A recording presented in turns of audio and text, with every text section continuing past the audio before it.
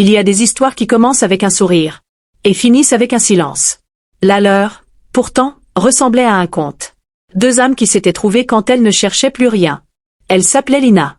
Une fille douce, calme, toujours souriante, même les jours où la vie lui faisait mal. Elle avait cette manière de donner, de tout donner, sans jamais demander en retour. Elle était lumière. Et lui, il était perdu.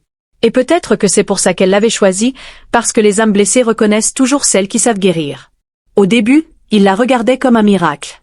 Chaque message de bonne nuit, chaque prends soin de toi, chaque câlin volé. Il les gardait précieusement. Mais les humains ont un défaut terrible. Ils s'habituent, même au plus beau.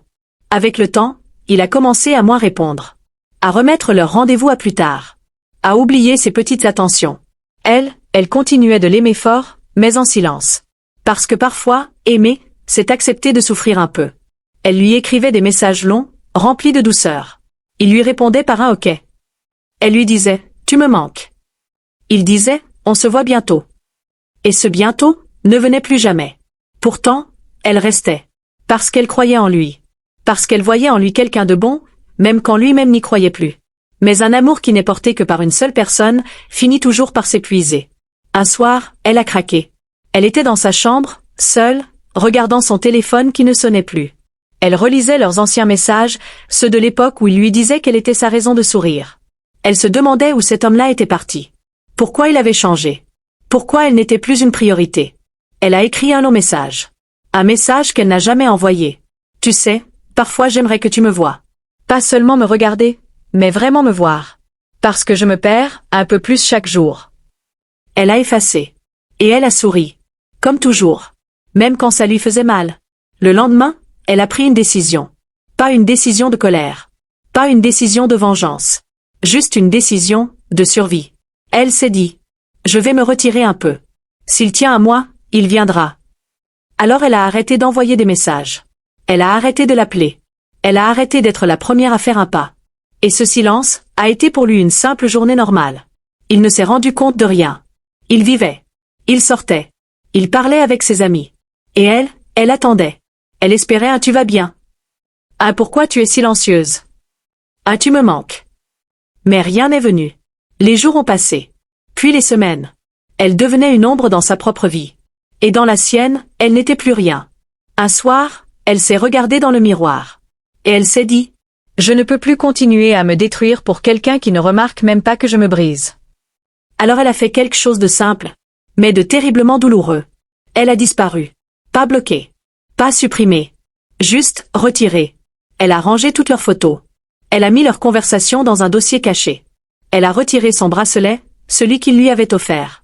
Et elle a décidé d'apprendre à vivre sans lui. Et c'est là que tout a changé. Le premier soir de son absence. Il n'a rien senti. Le deuxième soir. Un vide a commencé à naître. Le troisième soir. Il cherchait inconsciemment son nom dans ses notifications. Le quatrième soir. Il a cliqué sur leur conversation. Elle ne lui avait rien écrit depuis 4 jours. 4 jours? Pour quelqu'un qui lui envoyait toujours le premier message. Il a senti quelque chose se serrer dans sa poitrine. Un malaise. Une panique lente, douce, mais profonde. Il a écrit. Ça va? Elle n'a pas répondu. Le lendemain, il a envoyé. Tu fais quoi? Pas de réponse. 2 jours plus tard. Tu m'évites? Silence. Et pour la première fois, c'est lui qui plairait. Il s'est souvenu. Il s'est souvenu de son regard quand elle disait ça va mais que ses yeux brillaient. De ses mains qui tremblaient légèrement quand il s'énervait. De cette larme qu'elle essuyait toujours trop vite.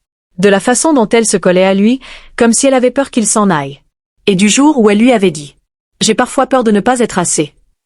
Et lui, il avait ri. Il lui avait dit qu'elle exagérait. Et maintenant, il comprenait. Elle n'avait jamais exagéré. Elle avait juste essayé de rester, pendant que lui la perdait. Alors il est allé la voir.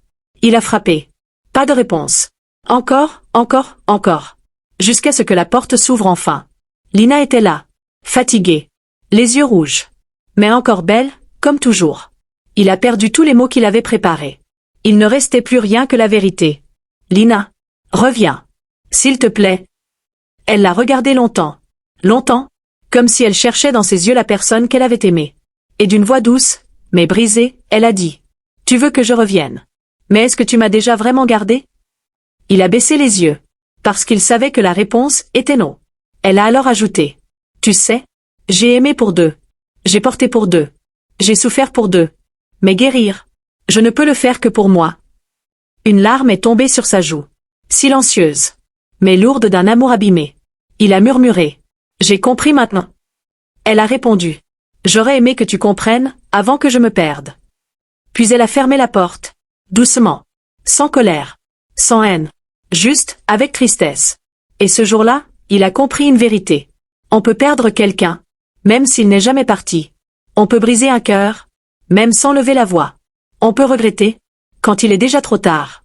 Et Lina, elle a appris une vérité encore plus dure. Aimer quelqu'un ne suffit pas. Si on s'oublie soi-même. Si cette histoire t'a touché, abonne-toi. Ici, chaque larme devient une force. Et chaque amour une leçon.